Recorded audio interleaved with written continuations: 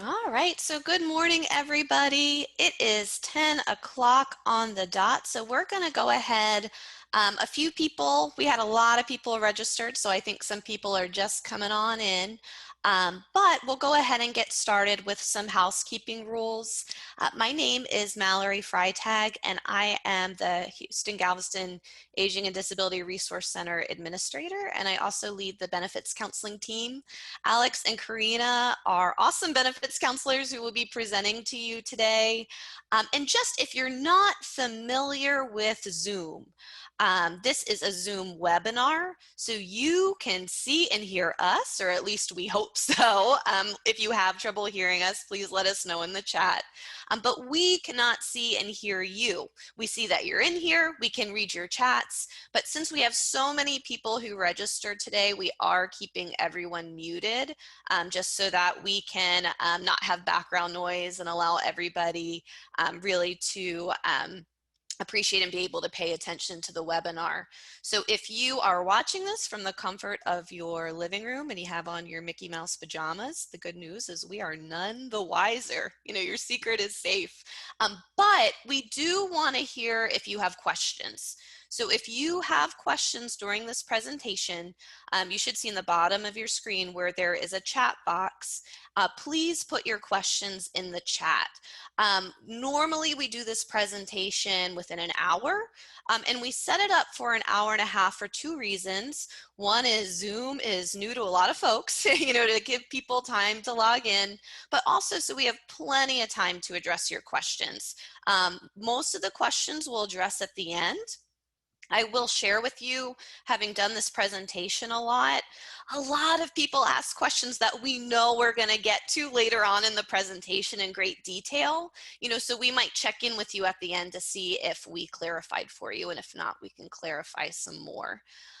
This Zoom webinar will be recorded, you know, so we plan to, don't feel like you have to jot down everything you see on these slides because we have your email from your registration. This week we will be emailing handouts to everybody who registered. So you will get handouts of this presentation. And I hope that we can, it's our first Zoom, but we should be able to figure out how we can share with you the recording as well. You know, so there will be plenty of opportunity for you to go back and look at this because it is a lot of information and we want to be able to provide the handouts to you as well. And then last housekeeping, this presentation is funded in part by the Medicare Improvements for Patients and Providers Act with the Houston-Galveston Aging and Disability Resource Center.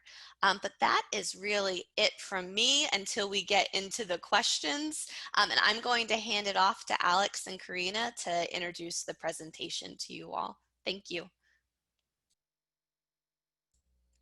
Good morning, everyone. I'm Karina Viella, and I will go ahead and get started with our presentation. I will be starting the beginning of the presentation, and this is what we will be going over today. We will be going over the A, B, C's, and D's and beyond of Medicare, and that part will be done by myself. And then Alex will be doing our second portion of the presentation, which is the enrollment periods, working past 65, COBRA and deadlines. And then, like Mallory mentioned, at the end, we'll leave a time for questions and answers. We'll go ahead and get started with our presentation.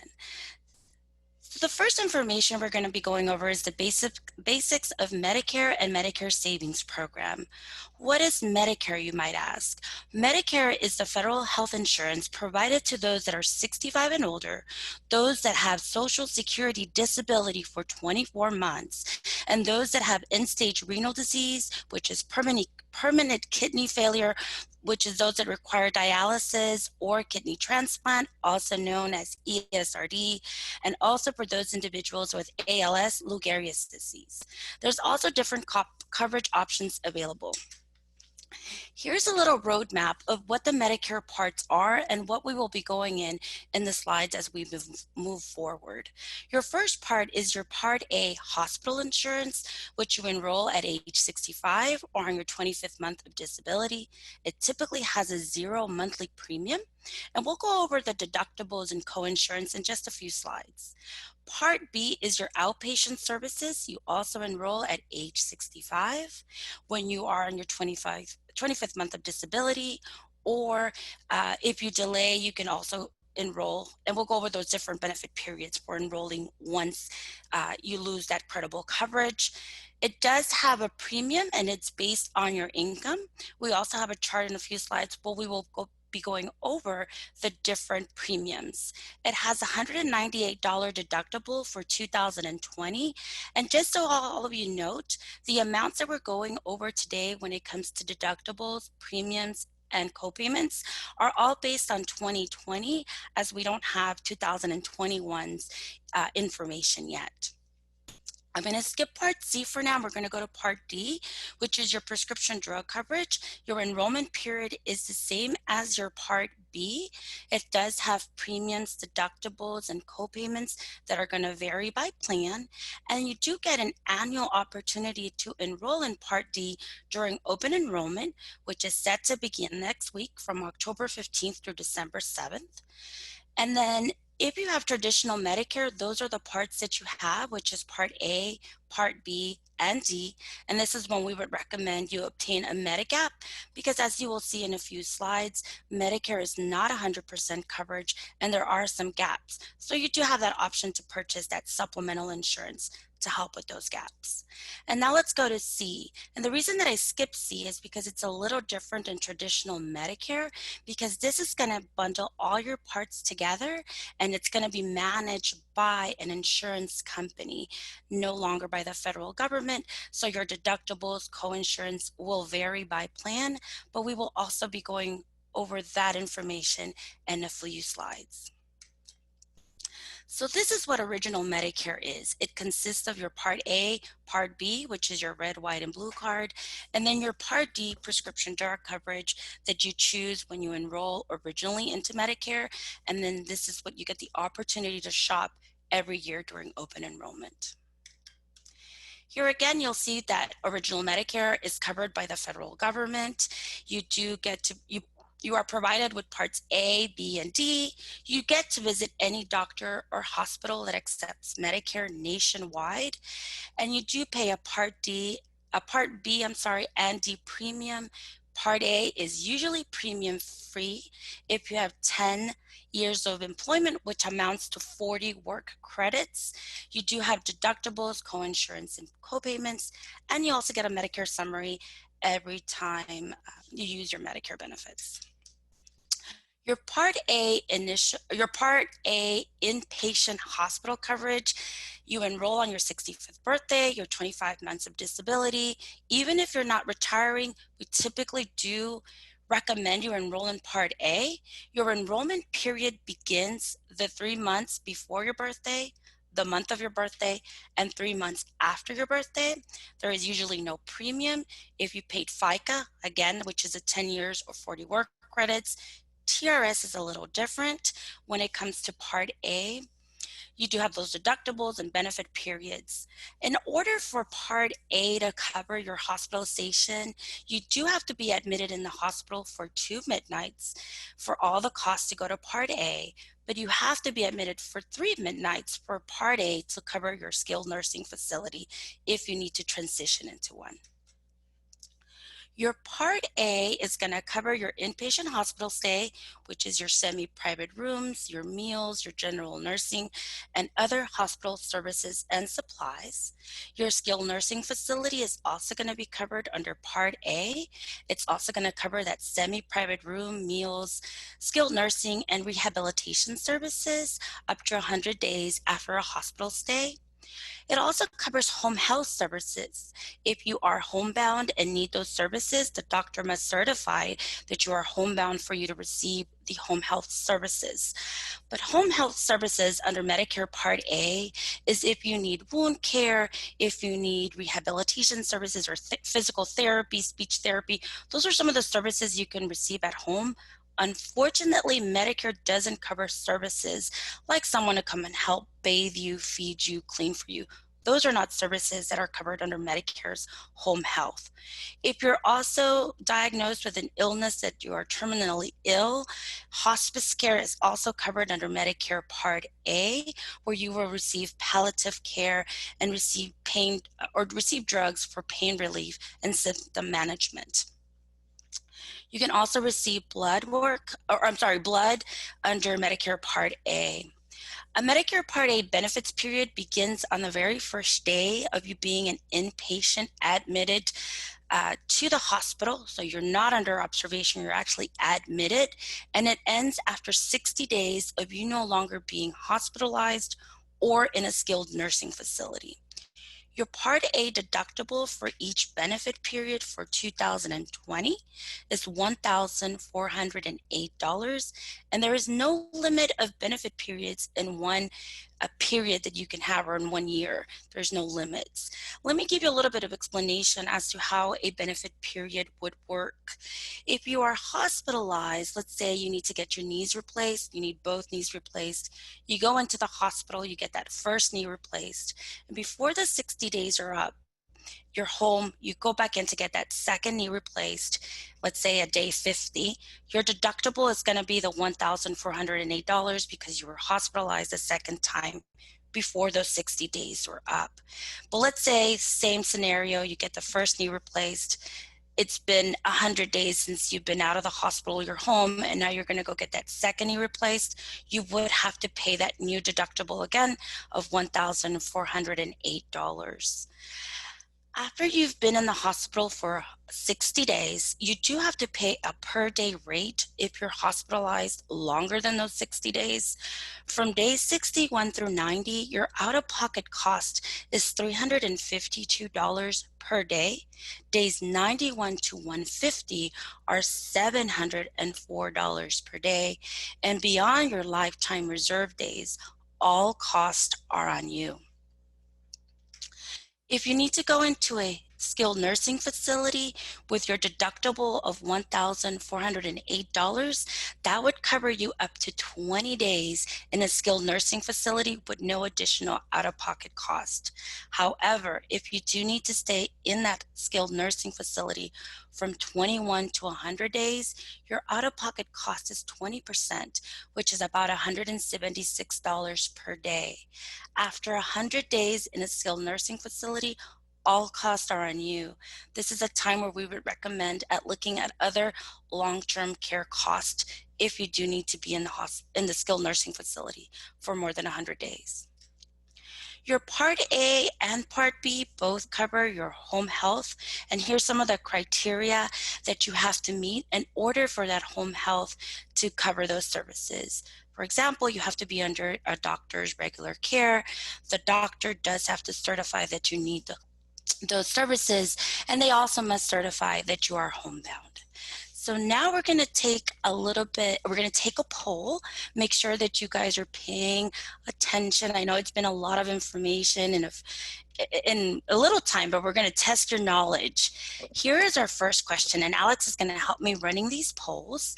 What does the original Medicare consist of? Is it Part A, B, and C? Is it Part A, B, and D? Is it A and B, or is it A, B, C, and D? And Alex, how are we doing with those results? The answers are coming in slowly, but we are getting some responses. So I'm going to give everyone about 5 more seconds. You're doing a great job at explaining everything because it seems like we have the right answer going. That's always good. That's always good to hear that I haven't put anyone to sleep yet. No. So the majority of attendees have answered B, hospital, medical, and prescription.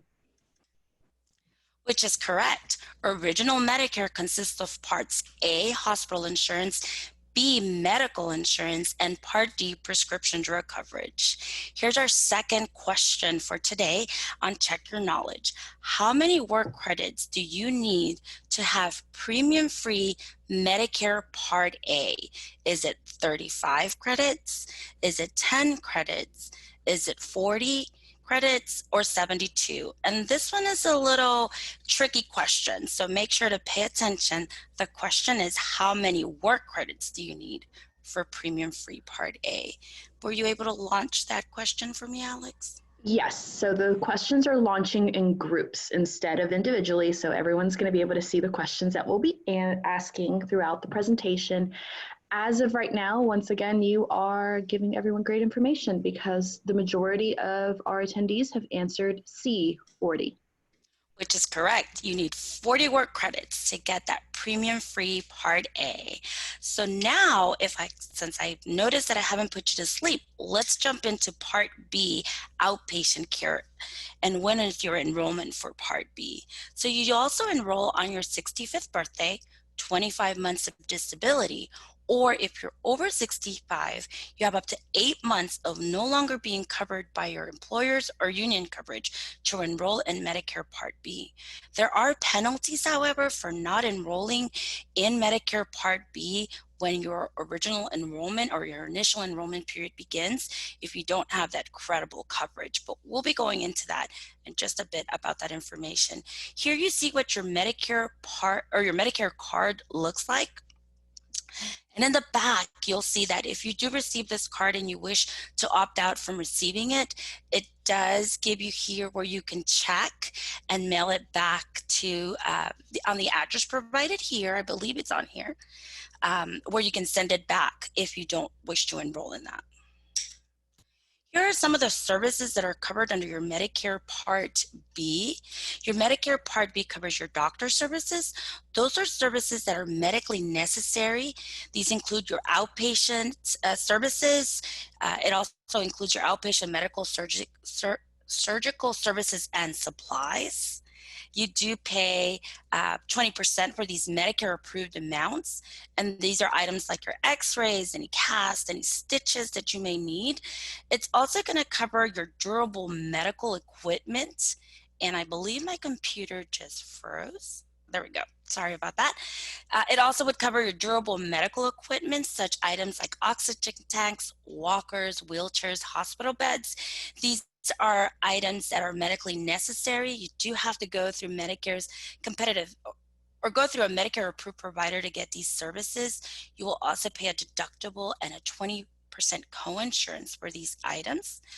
Your home health is also going to be covered under Medicare Part B, and other services that are medically necessary like kidney dialysis, chemotherapy, MRIs, EKGs. Those are also some items that are covered under Medicare Part B. You also get your preventative Medicare services, and here's a list of those services that are provided.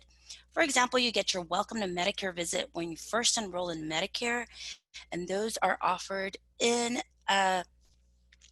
your initial enrollment. You also get your annual wellness visit every year to check and be screened for these preventatives. Here's your Part B cost that I said we would go over. Now, typically, most of individuals fall in that $144.60 monthly premium, but those that are high wage earners do have a higher premium and do get hit with that IRMA, and you'll see these amounts listed here on the chart. Now, Medicare Part B has an annual deductible of $198. That's the deductible for 2020, and you pay 20% of services or equipment after you've met your annual deductible of $198. So what if you're one of those higher age earners and your income has gone down because you fit any of these criteria listed here? You can always fill out Form 44 and send it over to Social Security so they may consider and reevaluate to see if they can drop your Medicare Part B premium. And your Medicare Part B premium is based on the 2 years before you enroll in Medicare. So in 2020, they would be looking at your 2018 tax returns. Medicare, so that was Medicare Part B. Your Part D prescription drug coverage is what we will be going over now. Your Part D prescription drug coverage are offered by private insurance companies approved by Medicare to sell these prescription drug coverages. They are available to everyone who is enrolled in Medicare. You must enroll in a Part D prescription drug plan to get coverage, and they're the premiums, deductibles, and co-insurance are going to vary by plan. So are their formularies. Your enrollment periods for Part D prescription drug plan are the same as your Part B. That's 65, 25th month of disability, or the 2 months after no longer being covered by your prescription drug cover. By your employer's coverage. You get your annual open enrollment period. This is the time to shop the plans because plans do change and can vary every year. So we always recommend checking those plans between October 15th and December 7th. That is our busiest time of the year because we're helping those individuals on Medicare shop and see which are the better plans for them. You also get a Medicare Advantage Plan enrollment period, and that's going to run from January 1st to March 31st. This is a time when you get to look at your Medicare Advantage Plan. If you did sign up for one during open enrollment and were told it had all the bells and whistles, and come January, February, when you're trying to get services, you find out it does not, this would be the time for you to disenroll in that plan into another Advantage Plan or sign up for original Medicare and get a prescription drug plan. You can also switch your drug plan during a special enrollment period, which is if you move out of your plan service area, you lose your coverage, your credible prescription coverage, you get extra help, and you can change once a quarter if you do get that extra help. Or if we find a 5-star plan in our area, we can also enroll you in that plan. You see other items listed here when you can switch those plans. But when in doubt, you can always reach out to one of us and we can help you look and see if there is a special enrollment period that you may qualify for. However, I want you to take note that if there is a late enrollment penalty for not enrolling in your prescription drug plan during your initial enrollment period, and that penalty is 1% of the national base premium, which right now it's $32.74. That's about 33 cents for not enrolling, but it is for every month that you did not have a prescription drug coverage. So if you went about 5 years without a prescription drug coverage, you will pay about 33 cents every month, which is times 60, and that amount is for the rest of your life. So please, please keep in mind your enrollment period for Part D. It can get really costly. Just be aware that every company is different, and so what works for you might not work for your spouse. So it's always very important to make sure that the prescription drug plan that you're signing up for works well with your current medication list, and you can always call one of us, the SHIP counselors, to help you see what's the best plan, or you may visit www.medicare.gov to see a plan finder and get that plan comparison.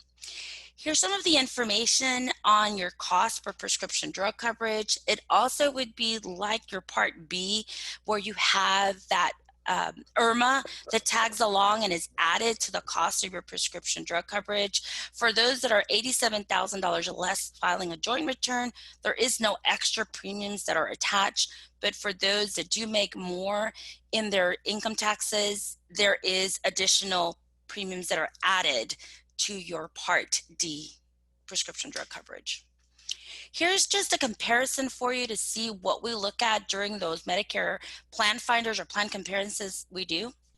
As you can see here with these two plans, on the surface, it would look like this plan here, the first Health Part D, is the most cost effective because it has a monthly cost of $31.10 compared to $92.60 for AARP. But if we do a little further research and digging, we'll see that the actual most cost-effective plan is the AARP plan with an overall annual cost of $4,037. And the reason because of that is we enter that donut hole and that catastrophic with the AARP very early in the year. With the first Health Part D, you don't enter it towards the end, so never enter that catastrophic phase. Doesn't allow you to save as much money as it would with the AARP.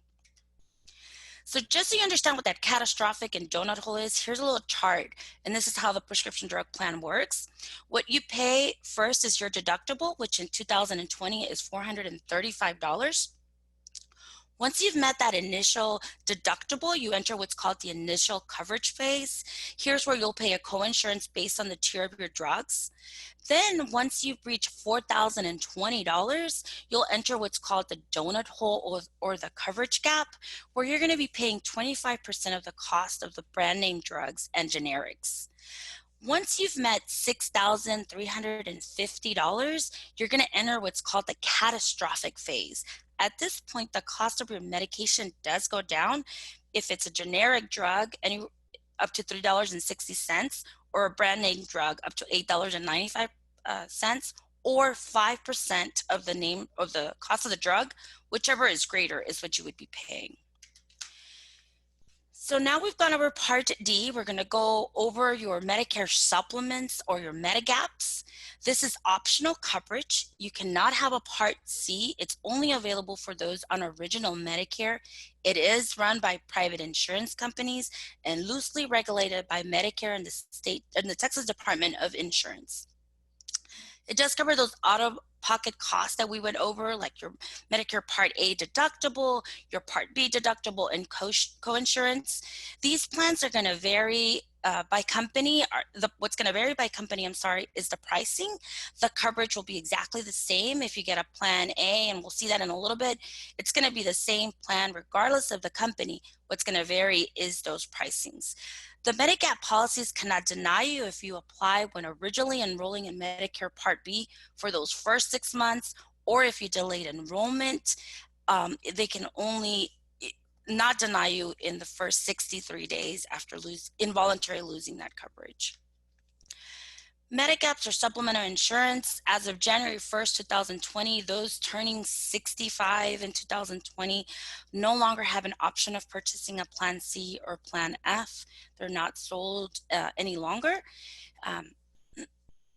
And here is a chart of the Medicare plans, or the Medigap plans. You'll see here, like I mentioned, if you purchase a Plan A, and these are plans, P-L-A-N, not parts, the Plan A would cover the same thing: the Medicare Part A coinsurance, the Medicare Part B coinsurance, blood, and Part A hospice care, regardless of the company. What's going to vary again is those pricings. And here you'll see the list of all the plans that are available for Medigaps. Here are some of your Medigap rights to purchase. So Medigap Open Enrollment Period begins 6 months after enrolling in Medicare Part B. You can enroll in any plan available on the market, and they must sell you a policy even if you have any health problems or pre-existing conditions. They may require a waiting period of up to 6 months before they start covering any of those pre-existing conditions if you had no prior coverage. And within 63 days of involuntarily losing your coverage, someone 65 or older may have a guaranteed issue right to purchase certain plans, and you'll see them listed here. Now we've come to our second check your knowledge. So Alex, I'm going to need a little bit of your help here in running the poll. Here's our first question. Let's see if you paid attention to this second part. Which one of the following would not grant a beneficiary a second enrollment period? Is that they move permanently out of the plan service area, they qualify for extra help or the Medicare Savings Program, they use other credible coverage, or their medication is not covered under their plan's formulary. And again, pay attention. This question says which one would not grant you a beneficiary a special enrollment period. And how are we doing with that poll, Alex? I can't see it. I apologize. If everyone could move to question number 2 on the poll. Get an extra question in there, and I apologize for that. So we're looking at question number 2.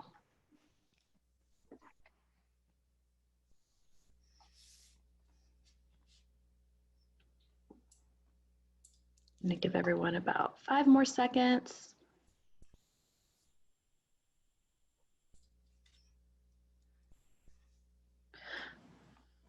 And once again, you're doing a great job. Those that have answered D. Their medication is not covered on their plan's formulary. That is correct. D is the right answer.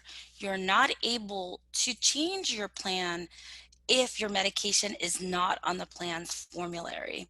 Unfortunately, we do come across this a lot where the medications change and they're not able to find a new plan. So you can always reach out to those SHIP counselors like Alex or I or our other colleagues, where we can help you look and see if there might be other ways that we can help you with that situation. Here's your second question. What timeline do you have to purchase a Medigap policy if you involuntarily lose your coverage? Is it A, 60 days, B, 63 days, C, 45 days, or D, 10 days? I have someone that's mentioned that to get our answers, you have to answer all three questions. And I apologize about that in advance that we had an extra question in there. So for those of you that have taken some time to answer the questions, we would appreciate it if you could answer all three questions. So far, we are kind of split down the middle on the third one. So I'll give everyone a minute to answer. Okay, and everyone for the most part is answering B, 63 days. Which is correct. You have 63 days after involuntarily losing that credible coverage to be able to enroll in a Medigap policy. So 63 days is the correct answer for that. So now we're going to jump into Part C, Advantage Plans. If you're not confused yet with the information provided, let's go a little more confused here with this. So Medicare Part C is your managed care plan, which is going to provide you your coverage through a private run insurance company. It's going to bundle Parts A, Parts B, and D, and it'll either be an HMO or PPO. This may include extra benefits like vision, dental, medical, some silver sneakers are some of the items that they provide as extra benefits not provided by Medicare. And the benefits and cost sharing do vary by plan. So this is going to be your co-payments, your deductibles, your maximum out-of-pocket. They're going to be different depending on the plan that you enroll in. Sometimes it can be the same company, but they have different deductibles and out-of-pocket. So it's very important to visit those plans and really understand what you're signing up for. You must have enrolled in Part B to get Part C, so you must be A and B eligible and be enrolled in them to be able to get the Part C. You'll still have your Part B premium. Now, some plans do help pay for those Part B premiums for all or partially of it. You may also have to pay a separate premium for the Part C. And again, they have deductibles, coinsurance, co-payments that are different from original Medicare. They're going to vary from plan to plan, and they also might be higher if you go out of network, because these Advantage plans do or are at network coverage. Unlike traditional Medicare where it's nationwide coverage, this is network coverage. So very similar to those that are employed, that we have our employer coverage where it's a network, HMO or PPO. And with Medicare Advantage plans, these are true HMOs where you might need that pre-authorization and referral in order to visit any specialist. Your Part C enrollment period, as you can see here, is going to be the same as your Medicare's Part A and Part B, and you must be eligible for both in order to get your Part C enrollment. You cannot be enrolled in an employer's health group for you to get Part C. Now, new for 2020 is you can, not 2020, I'm sorry, for 2021, starting in January, if you have end-stage renal disease, this is hot off the press, you are now able to enroll in a Part C Medicare Advantage plan, where previously you were not able to. So this might help reduce that cost for those end-stage renal disease patients. You also get your open enrollment period, which is October 15th through December 7th, and then you get that Medicare open enrollment for the Advantage plans, which runs from January 1st to March 31st.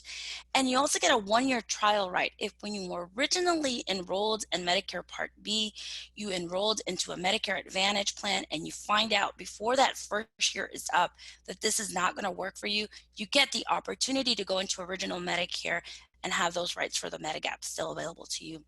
You can disenroll from this plan if you move out of the plan service area. So if you move to another county or another part of the state, you're able to enroll, or out of the state completely, you're able to enroll in another Medicare Advantage plan. Or if you're admitted into a skilled nursing facility or if we find a 5-star plan, which currently I believe there's only one 5-star plan in our area. So there is that option if that were to be needed. Before enrolling in Part C, we kind of ask you to go through this checklist, make sure your primary care physician accepts your doctor. So if you're like me, I'm not really attached to my doctor, so if I change my plans and I have to change doctors, I'm okay with it. But there are all those folks like my dad, who's a cancer survivor, and he visits his specialist, his oncologist for the last 10 years. He doesn't want to do away from his oncologist because he thinks that's his miracle doctor. So he would have a hard time changing to a plan that doesn't accept his specialist. So those are items to consider. Also, if you have a hospital of preference or pharmacy, you want to make sure that those plans are accepted at those locations.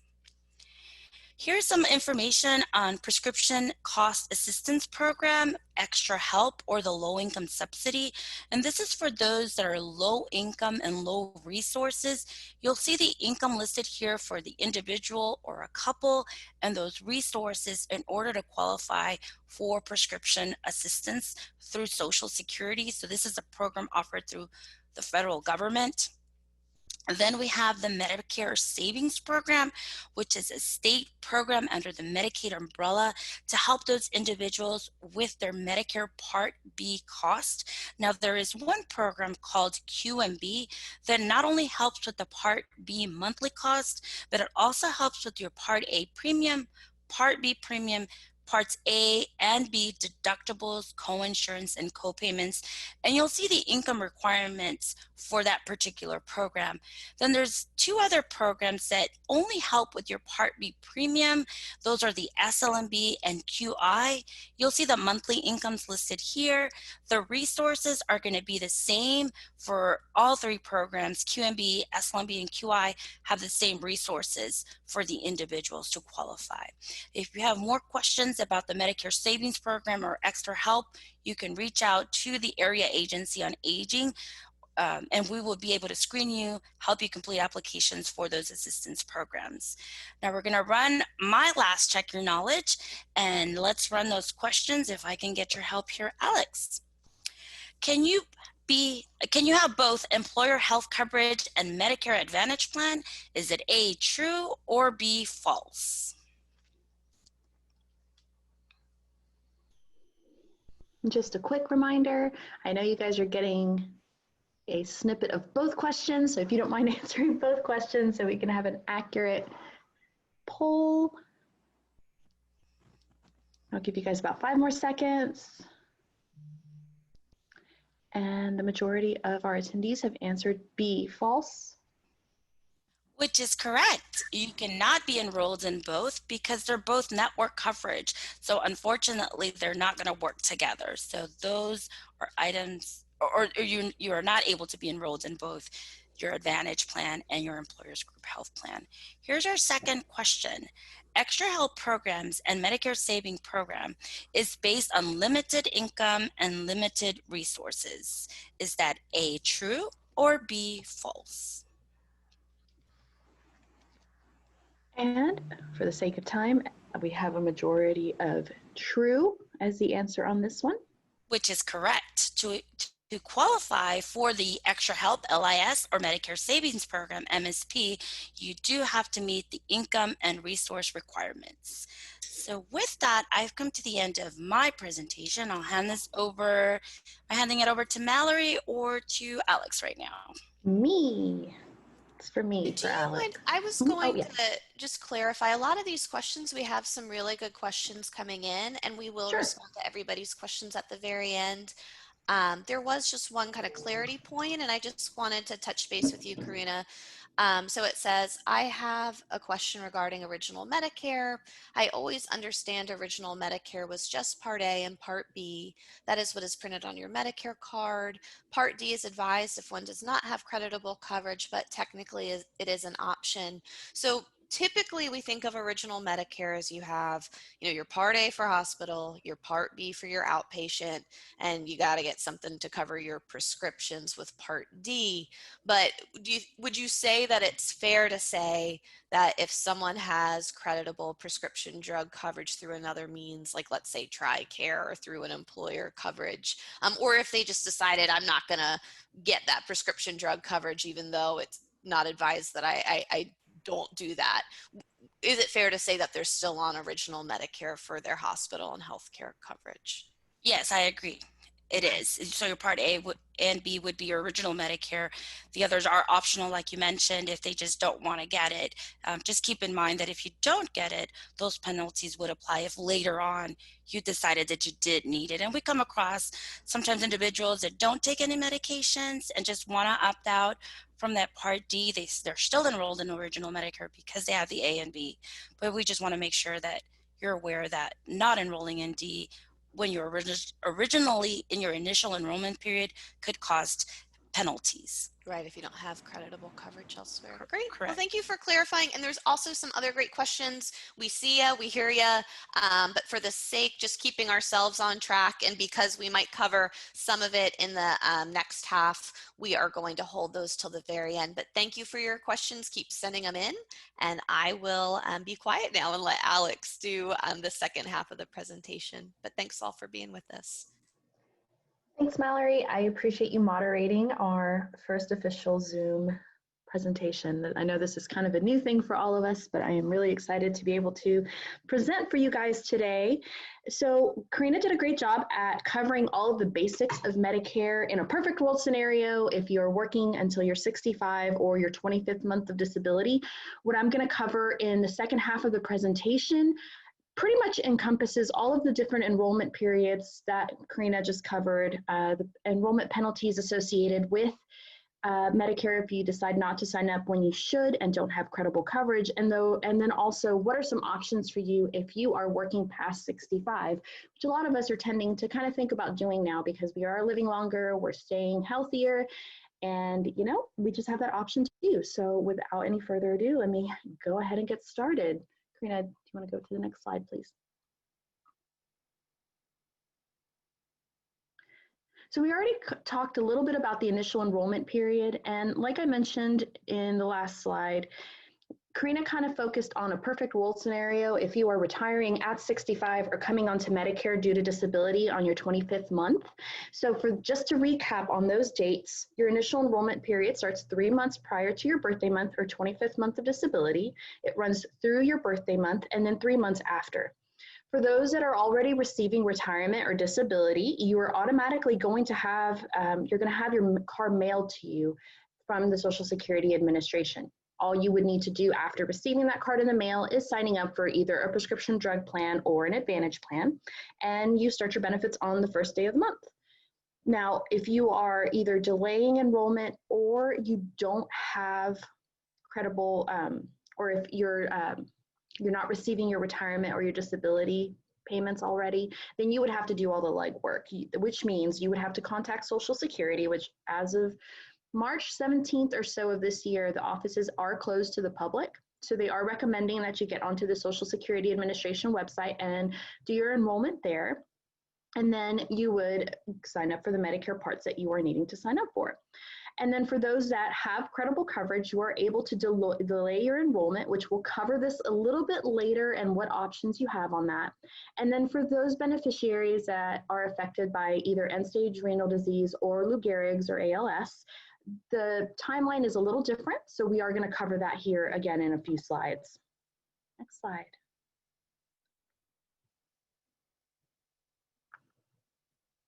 One of the biggest things that we tell people is, especially those that are trying to take advantage of their initial enrollment period, always take advantage of the full 7 months. Just because you're not 100% sure of what you should do or shouldn't do does not mean that you should not at least enroll into your Medicare Part A and Medicare Part B when you are eligible for it if you don't have that credible coverage. As you can see in this slide, the later you delay your enrollment during that initial enrollment period, the later your benefits can start. So please don't wait until the 7th month of eligibility because you could potentially wait up to 6 months for your benefits to get started. Next slide. Karina also discussed the late enrollment penalty. So what this is, this does not apply to those that have credible coverage through an employer or their spouse's employer. This is only for those that did not sign up for Medicare when they were eligible for it and did not have other credible coverage. So for Medicare Part B, the Medicare Part B penalty is 10% additional premium per year, so per 12 months that you should have had Medicare Part B but did not sign up for it. And on the Medicare Part D side, what they do is it's based on the 1% of the national base rate premium, like Karina mentioned, which is about 33 cents per month. And then it goes for the full number of months that you should have been covered but did not. I know Karina mentioned a 60-month penalty or a 5-year penalty for a beneficiary, and I'll just say that that's my mom. My mom is on Medicare, and she did not sign up for Medicare when she should have because she is 80 years old and is not on any medication. So she felt as if she didn't need to sign up for it to avoid paying more out of pocket. Unfortunately, now she finds herself with a late enrollment penalty for Medicare Part D, and this penalty does adjust every year depending on where that national base rate premium finds itself. From last year to this year, it did go down a cent or two. We're not 100% sure yet what it's going to do for 2021, but it is a lifelong penalty. So if you are eligible for Medicare Part D and do not have credible coverage through an employer or through other insurance, please sign up for Medicare Part D to delay to avoid those penalties. I apologize. My allergies are absolutely nuts today. Next slide. The other part of the penalty is that Medicare will not let you sign up for Medicare late at any given point throughout the year. You would have to wait for that general enrollment period, which occurs in January through March 31st. It's that first quarter of the year, and then your benefits would not start until July.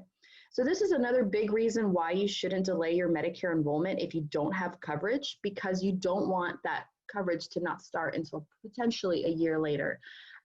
So just once again, general enrollment, you would sign up with Social Security sometime between January 1st and March 31st, and then your benefits would start July 1st. Next slide. I know we have some fellow benefits counselors on the line listening in, and thank you guys so much for joining us. And I'm just giving you guys a little shout out, our open enrollment period, where all of us are extremely busy and we find ourselves helping a lot of beneficiaries in the great state of Texas. This is a time of year where people that are already on Medicare are able to make their selections for the next calendar year. And it starts October 15th and it runs through December 7th. Medicare does run on a calendar year, so those benefits would start on January 1st. And you are able to go from prescription drug coverage to an Advantage plan or vice versa. The only thing that we don't always recommend doing is looking at supplements, because then you would be liable for medical underwriting questions, which could potentially raise your cost of the current supplement that you're on. But if you're just trying to change your prescription drug plan to an Advantage plan or vice versa, this would be the time to do so. And then also your Medicare Advantage Open Enrollment Period, which also runs in that first quarter. I know we have a lot of stuff going on in that first quarter, but this is the opportunity for those that started the year off on an Advantage plan. They're given the opportunity to either sign up for a different Advantage plan or switch back over to original Medicare with a Part D. And whatever month you start the process, it will take place the first of the following month. So if I make the change from one plan to another in the month of January, my new benefits would start February 1st. So I hope we covered some of the questions, because I did see a couple pop up regarding what you can and can't do during open enrollment. I'm going to talk a little bit about what happens when you are needing to enroll into Medicare after losing your credible coverage through an employer.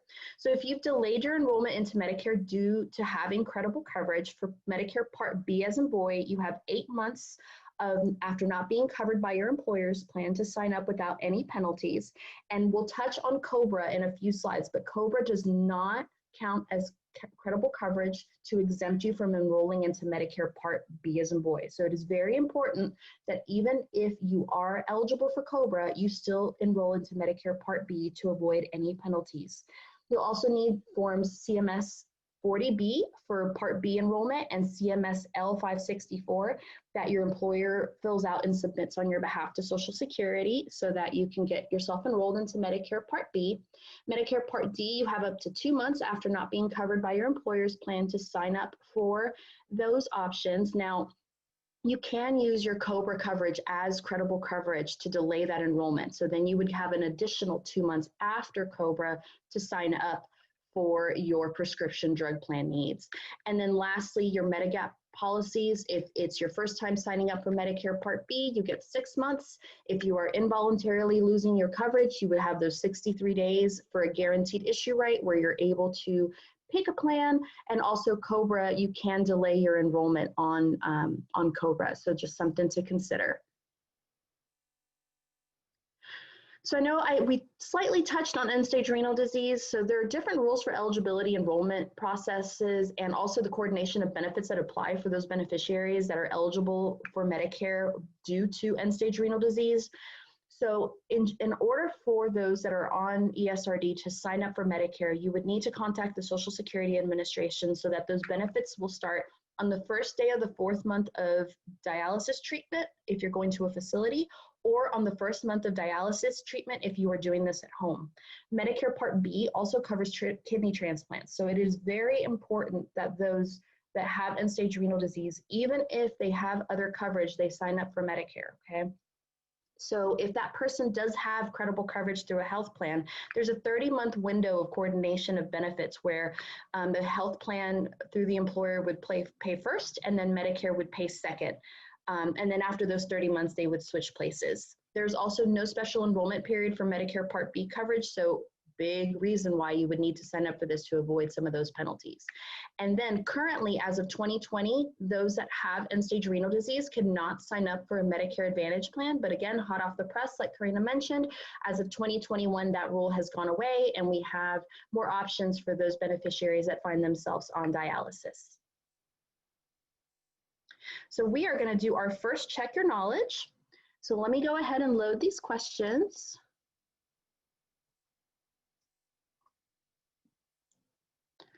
Okay, and remember, you'll have to answer the questions all through so we can get the questions answered. So question number 1, how long is your initial enrollment period for Medicare? Is it 5 months, 7 months, 8 months, or 12 months? You guys also have the second question, which we'll get to here in a second, but I'll just go ahead and call it out. The Medicare penalty for not having Medicare Part B, Part D is lifelong. Is that true or false? And also, how long do you have to enroll into Medicare Part B after losing your employer coverage? Is it 3 weeks, 7 months, 8 months, or 1 year? And I apologize that these came up grouped up. You guys are our guinea pigs, so now we know what to do moving forward to make sure these questions load individually. So I'm going to go ahead and answer the first question. So your initial enrollment period is 7 months, and the majority of our group has answered that question correctly. Great job, everybody. And we'll move on to the second question. So the Medicare penalty for not having Medicare Part B, Part D is lifelong, and that answer is true. Thank you guys for participating in that. And then the last question is, how long do you have to enroll into Medicare Part B after losing your employer coverage? And you guys are paying attention. The answer is C, 8 months. Great job, guys. So let me go ahead and close this. So now we're going to switch gears a little bit and we're going to talk about what options you have if you are turning 65 and you are still working or not. Next slide.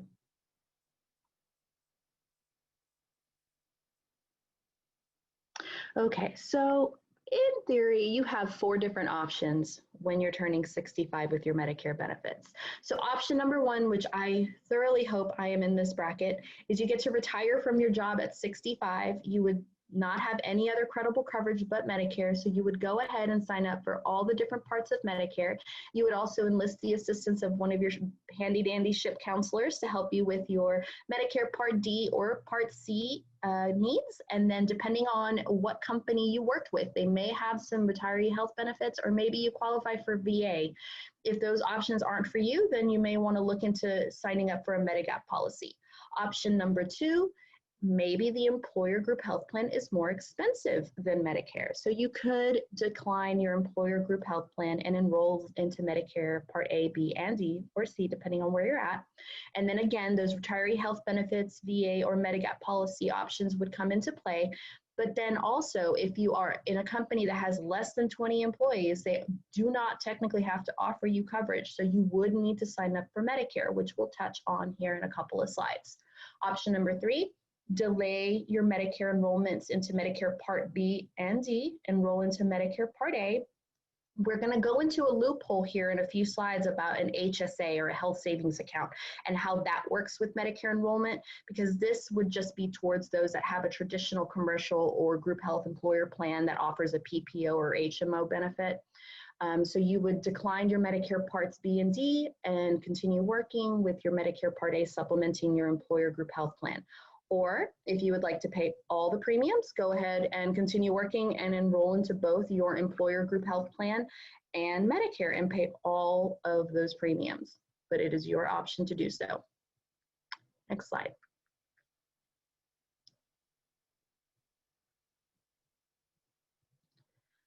So I'll start this slide by mentioning that I've only seen this happen once since I've been with the agency. So I kind of skimmed through this slide, but pretty much there was a law that went into effect in 2015 that gives insurance companies that are offering group health plan the option to underwrite within their contract that they are able to seamlessly convert those that are turning 65 from active employee coverage benefits over to a Medicare Advantage plan within the same company. As you can imagine, this did not go over well with the majority of the population. It is still something that's there that can happen, but it really, like I said, I've only seen it once. You do get a notice in the mail 90 days in advance to let you know that this is a possible situation that could happen, and you can always appeal to retroactively get disenrolled from that Part C with with CMS or with a SHIP counselor's assistance. So I mentioned that loophole with HSAs and FSAs. I'm gonna also mention I am not a tax professional, I am not a CPA, so I am just the messenger when it comes to this. But pretty much the way HSAs and FSAs work is the way that the HSA funds are pre-taxed. You are not able to have Medicare Part A or B and continuously contribute to an HSA. So if that person contributes for the whole year and is now eligible for Medicare, I would recommend, and we always recommend, that you reach out to a tax professional to see what your options are to pay that money back. You are still able to use and spend those HSA funds without any problem at your leisure, but you cannot actively contribute. There's a great publication from the IRS, and it is there in bold and starred for you. It is the IRS publication 969. Please feel free to take a look at that so you can get some ideas of what some of your options are if you have fallen into that loophole of HSAs and Medicare. For FSAs, doesn't work the same way. You're able to contribute and also use those pre-tax dollars without any problems. Next slide. So working past 65 or disability, and who pays first or second. The two key numbers in this equation are 20 and 100. So if it is you, the person that is working past 65, and you have more than 20 employees in your company, your group health plan would pay first with Medicare paying secondary. Whereas if you have under 20 employees, Medicare would be first, your group health plan would be second. If you have a disabled dependent under the age of 65 that is currently enrolled into Medicare and also covered under your work employer group health plan, the magic number in this equation is 100. So if you have over 100, the group health plan would pay first. If you have under 100, Medicare would pay first. And for those that are that qualify for retiree benefits through one of their previous employers, Medicare will always pay first to retiree health insurance paying secondary. Next slide. We talked a little bit about end-stage renal disease and those 30 months of coordination of benefit period if you have a group health plan or COBRA, and how they would pay first to Medicare paying secondary. After those 30 months of eligibility, Medicare would then take over with your group health plan or COBRA options being secondary to it.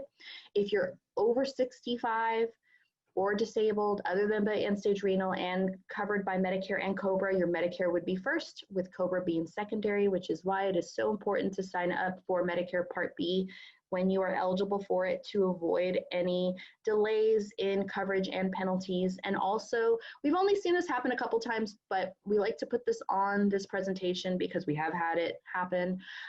So workers' comp claims tend to kind of follow you throughout your life. Karina had a situation a few years back where a consumer had gone to the hospital for a heart condition and his services were declined due to a workers' comp claim. It turns out the gentleman had broken an arm or a leg, I don't remember at this point, but he had broken something under a workers' comp claim, so Medicare had his account flagged. It's really easy, you just resubmit all the documentation, but if you find yourself with a workers' comp claim, just make sure you have the documentation to submit to Medicare in the event that you get denied for services. Next slide. So we talked a little bit about COBRA and how that works. So the biggest thing with COBRA is that, I'll say a couple of things. So a lot of folks right now are being laid off from work, whether they're over 65 or under 65. So we find ourselves yielding a lot of calls for those that are eligible for COBRA and Medicare and what options they have. So with that, like I mentioned, your Medicare Part B is not considered credible coverage for your COBRA, for your Medicare. So you do need to go ahead and enroll into Medicare Part B. You can delay Part D. You can also delay your Medigap options. The other biggest thing is, especially for those that are under 65, a person has to wait 24 months in order to qualify for Medicare unless they have end-stage renal or ALS. So COBRA is a big benefit to those that are looking for coverage if they're eligible for it, obviously. There is a bridge that they can purchase to cover themselves from month 18 to 24, but my understanding is that it is very expensive in order to qualify for that. We've also listed at the very bottom the Medicare Compassionate Allowance list. This is a list of conditions that Social Security uses to speed up SSDI approval, which can take up to 5 months to get qualified for. If it's on one of these conditions, a lot of them include stage 4 cancers and early onset dementia or Alzheimer's. So just to kind of give you an idea of the conditions that we're looking at, but you're still gonna have to wait those 24 months to qualify for Medicare. There's no way around that unless you have end-stage renal or that ALS diagnosis. So for those that are retiring veterans and how that works with Medicare, the way I like to explain this slide is the VA benefits are federal, Medicare is federal. A lot of times they don't play well together. So if you're going to a civilian facility, Medicare would cover those benefits. If you're going to the VA, then the VA would cover those benefits. There are some stipulations and loopholes in that, obviously, like there are with everything else, especially if you are 50 miles away from the closest VA facility, or if you can't get a visit for more than 30 days under the VA benefits, they will approve you to go to a civilian facility or doctor to have the same services done with the VA covering it. The biggest thing in this is that you do have to notify the VA before you do it. Otherwise, the appeal process can be lengthy and very difficult.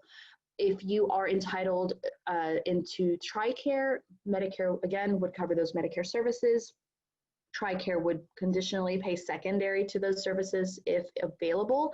And then for those that are on CHAMP VA, which is line of duty disability, and they're entitled to both Medicare and CHAMP VA, Medicare would pay first to CHAMP VA paying second.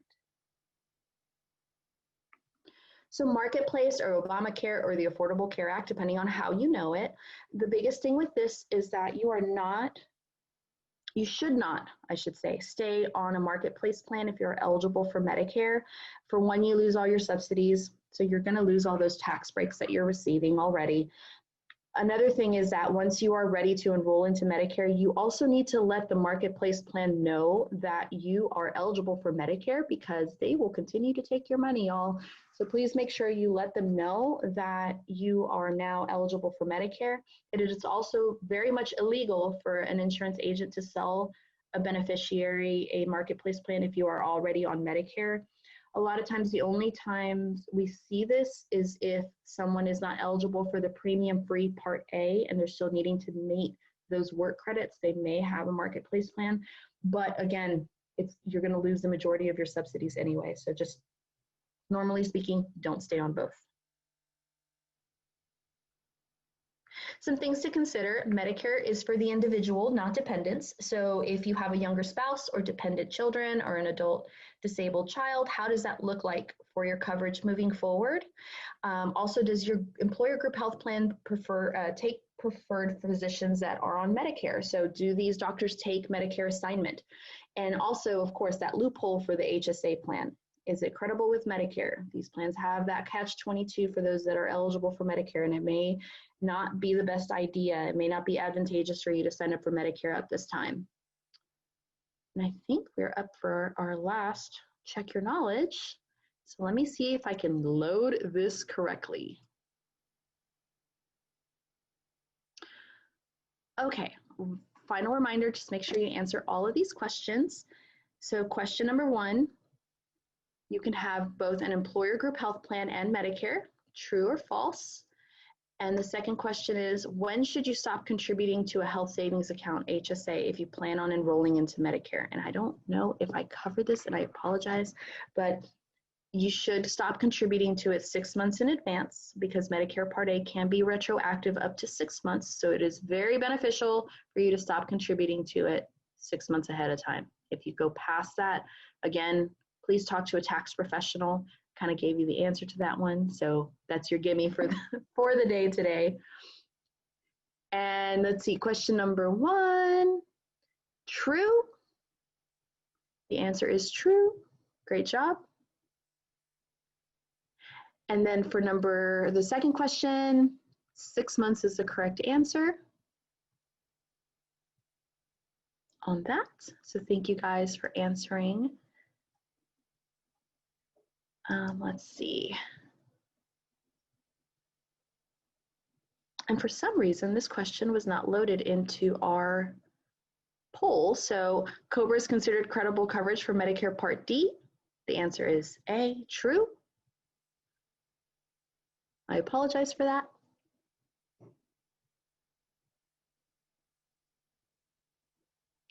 And we are on our second to last slide, everyone. Thank you so much for sticking through this with us. We appreciate you guys. So just to kind of go over some of the resources that we have here, the Social Security Administration number, that is the nationwide number. They're the entity that will help you enroll into Medicare Parts A and B.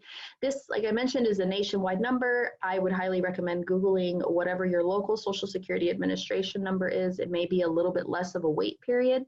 There are 2 area agencies on aging in the Houston-Galveston region. We have some folks from the Harris County Area Agency on Aging, which covers Houston, and then the Houston-Galveston Area Agency on Aging, which covers the 12 counties that are surrounding Harris County. Both agencies cover the same type of assistance. We help with SHIP counseling needs when it comes to your Medicare benefits. So please feel free to reach out to either agency for assistance. The Texas Department of Insurance, they provide information on Medigap plans and regulate the Medigap plans and complaints and grievances. You can also go on there to look at pretty much any other insurance needs that you may have, because they do regulate all of the insurance for the state of Texas. The Aging and Disability Resource Center, which is graciously funding this presentation, they help with, they provide enhanced information referral and assistance. They've been with our agency for about a year now, and we're very excited to have them in-house. KeyPro is a great organization that helps with safe discharge plans for those that are in a hospital or a skilled nursing setting under their Medicare Part A benefit. So if you feel that you are being discharged too early, please keep this number handy. You are able to use it to your advantage and ask them to take a look at your situation and potentially appeal it. And last but not least, the Better Business Bureau has a grant called the the Senior Medicare Patrol. And what they do is that they report and investigate all Medicare fraud and abuse for the state of Texas. They are local to Houston. They are a great organization that we partner with constantly. If you guys feel that you have any needs from them to report any fraudulent activity, please, please, please reach out to them. They will look into it quickly for you. And last slide before we get to questions. So for the Houston-Galveston Area Agency on Aging, here's our number one more time so you can locate us. The 713 is our main number. There's an aging option once you call in. Also, if you are outside of our region and are just looking for the state health insurance program in general, I know we have some representatives from around the state on this call. If you go to shiptacenter.org, there's a orange button on the top right screen that says Find Local Medicare Help by State. You are able to look it up that way and find the agency that you need for help. And with that, we are officially done with the presentation. Thank you guys for sticking through it. What we're gonna do now is I'm gonna let Mallory come off mute and help us yield some questions, and hopefully we'll have some great answers for you guys. So thank you guys again. Thank you, Karina and Alex, for the great information. And we have had some really good questions come through our chat. So, and if you don't mind, we might want to share the slides a little bit longer because I think we might be referencing some of the slides with answering those questions. The first one I may answer, I just want to clarify with you all first. So one of the questions is, and we've talked about home health under Medicare, but it says, if your mom has Alzheimer's and needs around-the-clock care at home, can you get benefits for a family member to stay at home to care for her? So just confirming with you all, unfortunately under Medicare, you know, under the Medicare insurance coverage, there's not an option like that. But if you go a couple slides to some of our helpful main contacts, I think it's just a slide or two back. There we go. So if you see the Aging and Disability Resource Center, the number 1-855-937-2372, that number is good for all of Texas. So even if you're not in our region, you just put in your zip code and it'll direct you to your local contact. Your local Aging and Disability Resource Center should be able, since it's not covered with Medicare, to direct you to some good resources that may be able to help with that. For instance, maybe your local Health and Human Services office for a community attendance services program, and we'll just share with you some resources that may be able to, you know, to really help get that type of assistance, since it's unfortunately not covered under Medicare's coverage benefits right now. And I'll go through a few other questions. Just a reminder to everybody, we have the emails of everybody who registered. So we will be emailing out a copy of this presentation so that you have it as a handout. It's our first time recording a Zoom webinar, so I'm hoping I can share the recording with everybody too. We just gotta figure that out a little bit. But this week you will receive a handout of this presentation. Now, one thing, we talked a lot about how Medicare works with employer benefits. We talked a lot about how Medicare works with workers' compensation and the VA. But one thing we really didn't touch on too much is federal employee health benefits. So one of our questions is, I am currently on my federal insurance plan, Blue Cross Blue Shield Premium. I am currently age 63, but in 65 in December 2021, you know, or I'll turn 65 in December 2021. I know I want to keep the federal coverage, but when I reach 65, I must take Medicare. How do I keep both, and why should I? Now, I would think the why should I, a lot of these are very individualized. So we have our contact info for one-on-one help, and I'd encourage an individual to call because everybody's needs are different. But maybe if one of you all could just touch on the federal employee health benefit, how it works with Medicare a little bit more, and just what enrollment timelines this person, you know, if they need to worry about looking into these options for this open enrollment period, or when they really should be kind of doing that research. So my understanding, and I'm going to say this with the preface that our usual guru on this is Mallory, because her dad has federal health insurance. So my understanding is that they are eligible for Medicare Part B. It is recommended that they do, but they don't have to. Correct? Yeah. So, and anonymous attendee, I'll send you a link. Again, I ask that anyone reach out to their local SHIP because we have some good resources on this. So unlike a lot of retiree benefits that if you're retired, you're on your retiree benefit, and once you're eligible for Medicare, you gotta take it. The federal employee health insurance benefit says you can take Medicare when you're first eligible, but that decision is up to you. You can still have your federal employee health benefit just as it is without Medicare, but it's not considered creditable coverage. So you really got to decide if it's right for you or not, because if you don't, you may have an issue with having to wait to enroll later and having a late enrollment penalty if you want it at a future date. But if you do take Medicare, and it's recommended you take Medicare Part A because for most people you don't have to pay a premium for it, so why not? But if you decide to take Medicare Part B, that Medicare coverage will be your primary payer. Federal employee health benefit would then be your secondary. And there's individual reasons why you may or may not decide to take the federal employee health benefit. A lot of people get confused with open enrollment if they turn 65 sometime in the next year. Mhm. They think, oh, I've got to figure this out between October 15th and December 7th. But remember that initial enrollment period would start for this person September, October, November, and December, they turn 65. So that would be a good time. Even before then, welcome to reach out to us and just talk about your individual health needs. And we could talk about costs and if it makes sense. My dad ended up signing up for Medicare, but it's individual and you don't gotta. Right. Okay. Thank you for answering that. Sure. You do a much better job than I do on that, especially because your dad is on the benefits. So thank you But so much. we do have we didn't make the handout, but OPM has a good handout on Right. that. So I can share that with you, person who chatted. And I think that we answered at the beginning of the presentation when Karina was going over, we had a question with the Part D late enrollment penalty and how it's calculated. Alex, I think you really went in depth in that a little bit more on the late enrollment penalty slide. But if that attendee can let us know if they still have questions about it, we're happy to re-clarify and go back on that point. Let's see. And I think we touched upon this too, but just clarifying, can I switch from original Medicare to the Medicare Advantage or Medicare Advantage to original Medicare? So if you guys could just re-clarify that and when that person could or could not do that.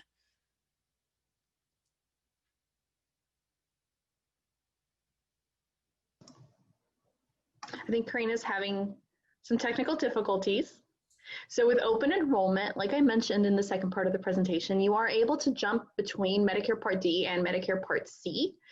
A lot of people tend to kind of bounce around back and forth depending on what their options are for the year, especially if you qualify for some sort of assistance. You may be able to switch around a little bit more than others, but during open enrollment, yeah, you can definitely jump back between original Medicare and an Advantage plan and vice versa. Your choice. Okay, thank you. So one question we have is in regards, so we talked about with Medicare Advantage, how there are some additional supplemental benefits with the Medicare Advantage plan. So one question is, I have Humana Medicare Advantage and Superior Vision. Do I need to be with Superior Vision if a Medicare Advantage plan also covers vision? So what are y'all's kind of thoughts or feedback on that? Do you want me to take that one, Alex? So my suggestion would be it's really a personal choice and your personal needs, because yes, the Advantage plan could offer those vision benefits, but they might be very limited as to what they offer. And then it's going to depend what that optional coverage you've purchased, what they offer, and what your particular needs are. So we could sit together. You can give us a call or one of your SHIP counselors if you're not in our region to actually take a look and see what that Advantage plan's benefits are when it comes to vision, and then compare them to that supplemental coverage you have, and kind of see if anything is overlapping or if they really are standalone policies. Do you guys agree? Yeah, and I think not a lot, but some of the questions here really have to do with some individual needs, and that's Medicare. There's so many different options. The biggest thing that we want you all to gain from this presentation, we know it's a lot of information, but help is out there. So we've mentioned the SHIP program a lot, and just if it wasn't clear, the State Health Insurance Assistance Program, it is a grant-funded program where we're able to provide free and unbiased individual assistance and presentations. So if you have questions and it's really about you or someone you are caring for and what some of their individual choices should be, we really encourage you to reach out to us or to your local program. Again, we serve the 12 counties surrounding Harris County, and we'd love to get more information and really sit based on your personal needs, what benefits you have, all that kind of stuff, and see what might work best for you. Because what works best for you might not be what your spouse has or what your neighbor has and they love. What your spouse or neighbor has could just not cover you well at all. It really is individual, so we ask that you reach out to us. One question about the late enrollment penalty, and we get this a lot from people who are being told they have it. Why is there a late enrollment penalty? Or any feedback on that? Putting them on the spot. Yeah. So I'm assuming with Karina's look on her face, she wants me to take this question. So pretty much insurance is insurance, right? So the more people that are on it, in theory, the healthy people keep the cost down, whereas those that are more costly drive the cost up. So it's kind of a balancing act. And they're just encouraging everyone to sign up for Medicare Part B or Part D and or Part C, depending on what your options are on that end, just to kind of balance it out to keep the cost down. And then also just to kind of drive you to sign up for it, pretty much. The Medicare Part D program and C program are kind of newer to the game. They came about 2005, 2006. So a lot of times, some of the people that we see that have these penalties are, for me and my personal experience, are usually those ones that kind of aged into Medicare around that time, AKA my mom, again, to use her as an example. But it's just to kind of keep it all balanced out, and just to kind of drive you to make those Great. Okay, let's see. Kind of going through all the yes, we can hear and about the handouts questions. Okay. How can someone check to see if they have the 40 credits needed for their premium-free Part A coverage? So that we would direct you to Social Security. I know that if you log on to socialsecurity.gov and create an account, you would require to put information, and they might ask some personal questions. You want to make sure you know those, like where did you live 10 years ago? What was the street name? Because I know if you don't answer those quite correctly, they could lock you out from that account. But once you're able to get and create that account, you can look and see what your work history is and see if you are at that credits to get that premium free Part A.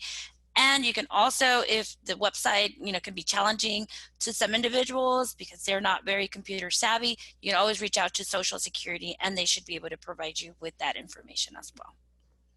I would also say if someone doesn't have the 40 credits and they have to pay a premium for Medicare Part A, we still encourage those folks to call us just to see if they may be eligible for, instance, the QMB program that could help cover that premium.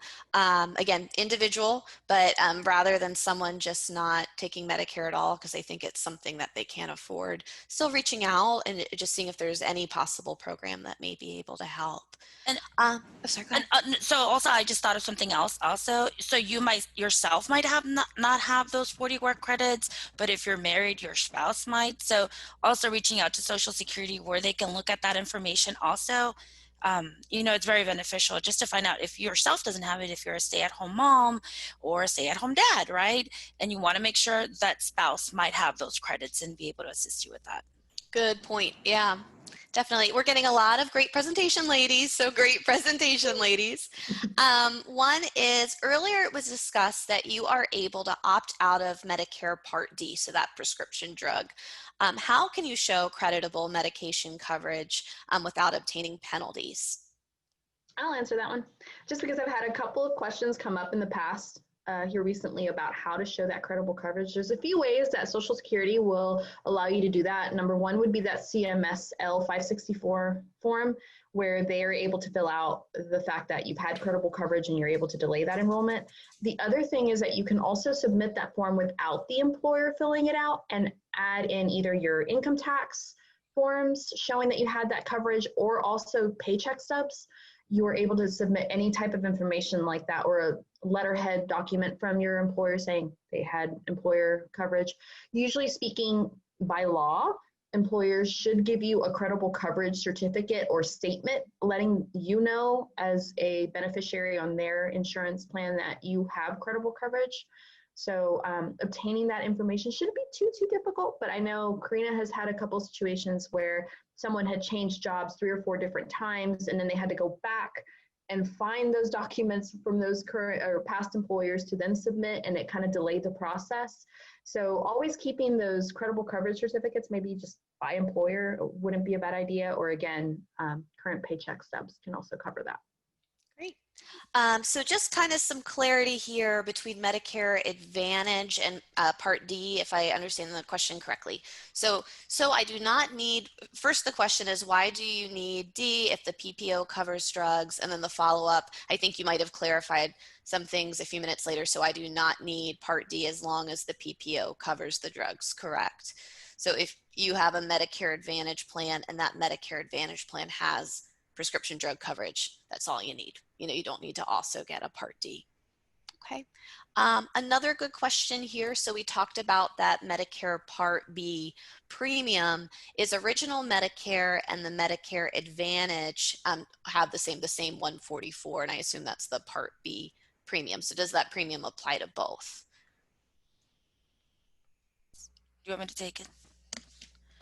So and I don't know if I'm understanding the question correctly, so I'm going to answer it the way I'm understanding the question. So does the original Medicare Advantage the same 144? So Medicare Part B has a premium of $144, but your Advantage plan might have a premium of its own on top of the 144. So it wouldn't be the same premium. Right, but you don't get out of paying the Medicare Part B premium because you joined a Medicare Advantage. Correct. So you have the 144 Part B premium, and then you can also have an additional premium for the Advantage plan or PPO or HMO plan on top of the 144. So you would have two. So they may, but not always, have an additional premium as well. Correct. Okay. And this is actually a really good question. So we have about 5 minutes.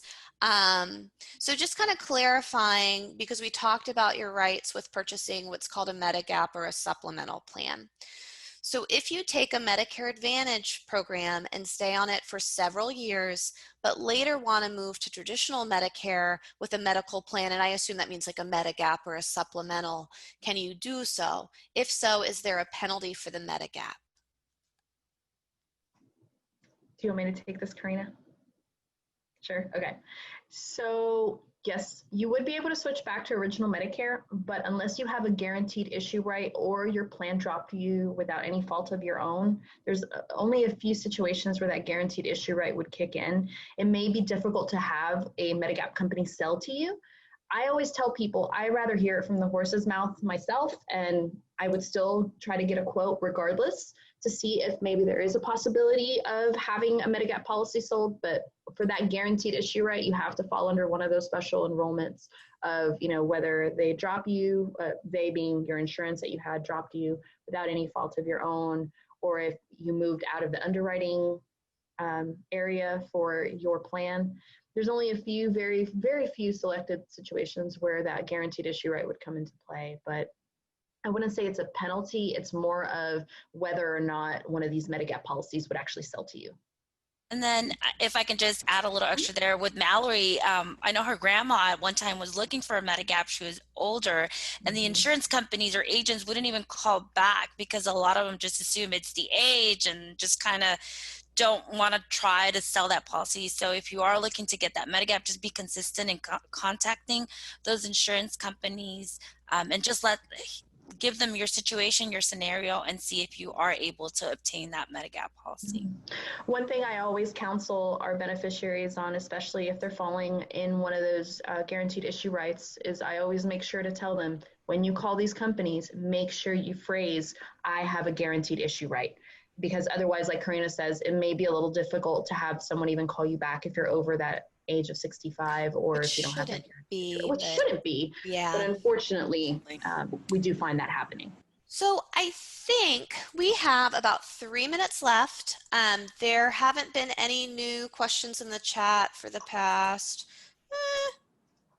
10 minutes or so. So I still think, I know there's a few people watching at some watch parties at some of our community partner sites, and maybe they're gathering questions. So we'll stay online for another 2 minutes just to see if there's any other questions, but it seems like that's probably it.